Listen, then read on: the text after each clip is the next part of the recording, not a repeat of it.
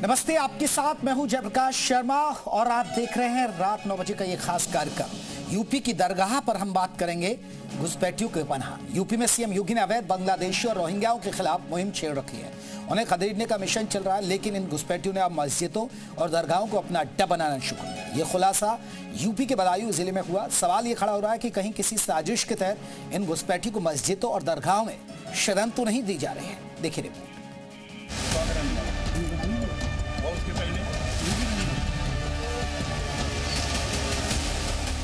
घुसपैठ नहीं होने देनी है।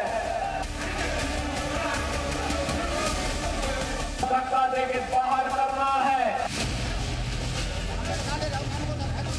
कब्जा करने के लिए 1 इंच जमीन नहीं देने वाले हैं। एक बार आर पार हो ही जाए, देखा जाएगा। ये सिर्फ बयान नहीं है, बल्कि प्रण है। बांग्लादेशियों और रोहिंग्याओं को देश से बाहर खदेड़ने का, और योगी फोर्स इस प्रण को मिशन मोड में अंजाम दे रही है। बदायूं में योगी फोर्स इसी मिशन के साथ बड़े सरकार की दरगाह पहुंची। जी न्यूज का कैमरा भी मौके पर मौजूद था और जो तस्वीरें कैमरे में कैद हुई वो बेहद हैरान कर देने वाली थी। दरगाह के भीतर सैकड़ों की संख्या में बांग्लादेशी और रोहिंग्या घुसपैठिए डेरा डाले हुए थे।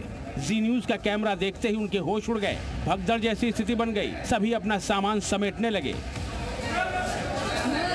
बड़े सरकार मुस्लिम समुदाय का बड़ा धर्मस्थल है। यहाँ दूर दूर से लोग हाजिरी लगाने आते हैं, लेकिन किसी ने ये नहीं सोचा था कि दरगाह के भीतर घुसपैठियों ने अपना अड्डा बना रखा होगा। जिन बांग्लादेशी और रोहिंग्याओं को योगी सूबे से बाहर खदेड़ने की मुहिम चला रहे हैं, उनकी पहचान का अभियान चला रहे हैं, उन्हें मस्जिदों और दरगाहों में छिपाने की साजिश चल रही है। प्रशासन की पकड़ से बचाने की कोशिश की जा रही है। दरगाह परिसर में बड़ी संख्या में घुसपैठियों ने अवैध झुग्गियां बना रखी हैं। कुछ ने तो पक्का निर्माण तक कर रखा है। अब इन सब की पहचान की जा रही है। अवैध रूप से यहाँ रह रहे हजारों लोग, जिनके बारे में ये जानकारी नहीं है कि आखिरकार ये लोग हैं कौन और कहाँ के रहने वाले हैं, उनको यहाँ से लगातार फोर्स द्वारा खदेड़ा जा रहा है। इतने बड़े संख्या में ये लोग एक लंबे समय से किस तरीके से रहते चले आ रहे थे, ये एक बड़ा सवालिया निशान है। अभियान के दौरान पुलिस को लगातार संदिग्ध लोग मिल रहे हैं, जिनके दस्तावेजों की जांच की जा रही है। ये कार्रवाई अब तब तक चलेगी जब तक कि ये पूरा इलाका घुसपैठियों से खाली ना हो जाए। भी विदेशी नागरिक या रोहिंग्या या बांग्लादेशी की उसकी सर्च अभियान शुरू किया गया है। ये लगातार चलेगा और जब तक कि पूरा ये खाली नहीं हो जाएगा तब तक इसको चलाया जाएगा। बड़े सरकार की दरगाह में आने जाने का कोई एक रास्ता नहीं है। यहाँ किधर से भी लोग आ जा सकते हैं। घुसपैठिए इसी बात का फायदा उठाते हैं। पहले झुग्गियां बनाते हैं और फिर धीरे धीरे पक्का निर्माण कर लेते हैं। दरगाह कमेटी का दावा है कि उनकी तरफ से ऐसा करने की कोई इजाजत नहीं दी गई है। आईडी हो या ना हो, ना तो हमने कोई परमिशन दी है इनको कमेटी की तरफ से, ना कोई अलॉटमेंट हुआ है। ये जबरदस्ती के कब्जे करे हुए हैं सब।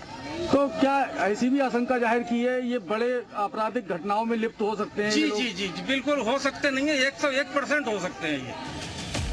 दरगाह कमेटी भले ही ये दावा करे कि उसने किसी को भी यहाँ बसने की इजाजत नहीं दी, लेकिन बड़ा सवाल है कि क्या झुग्गी या पक्का निर्माण होते हुए दरगाह कमेटी ने नहीं देखा? इजाजत नहीं दी गई थी तो दरगाह परिसर में निर्माण क्यों नहीं रोका गया? दरगाह परिसर में बसने वालों का वेरिफिकेशन क्यों नहीं किया गया? ऐसे में आशंका है कि दरगाह कमेटी ने जानबूझकर इन घुसपैठियों को यहाँ बसने दिया होगा, लेकिन सीएम योगी ने कह दिया है कि ऐसी कोई भी मंशा पूरी नहीं होने दी जाएगी। ये तालिबानी व्यवस्था और यह दारुल इस्लाम की उनकी मंशा उनको जन्नत में भी पूरी नहीं होने वाली है। जहन्नुम में उससे पहले उनको जाना पड़ेगा। सीएम योगी इसी मिशन में जुटे हैं। बांग्लादेशी और रोहिंग्याओं की पहचान हो रही है, सत्यापन किया जा रहा है। इसके बाद इन्हें डिटेंशन सेंटर भेजकर इनका परमानेंट टिकट काटने की तैयारी है, ताकि उत्तर प्रदेश को घुसपैठिया मुक्त किया जा सके। अमित अग्रवाल के साथ ब्यूरो रिपोर्ट, जी मीडिया।